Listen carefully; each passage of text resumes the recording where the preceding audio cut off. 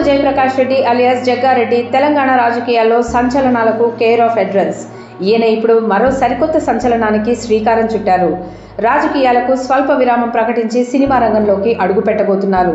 నిర్మాతగాను దర్శకుడిగాను కాదు, నటుడిగా తన నిజ జీవిత పాత్రను తానే పోషించబోతున్నారు.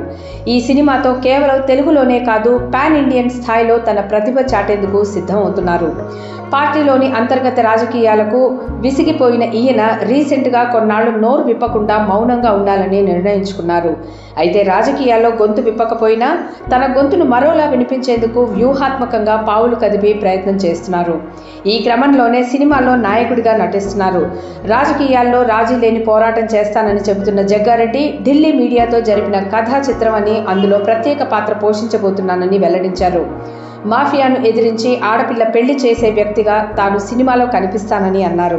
ఈ మూవీని వద్ది రామానుజం డైరెక్ట్ చేస్తున్నారని, ఆ కథలో తన నిజ జీవిత పాత్రే ఉందని డైరెక్టర్ చెప్పడంతో తానే నటించేందుకు నిర్ణయం తీసుకున్నట్లు రివీల్ చేసి అందరినీ షాక్ అయ్యేలా చేశాడు తూర్పు జయప్రకాష్ రెడ్డి.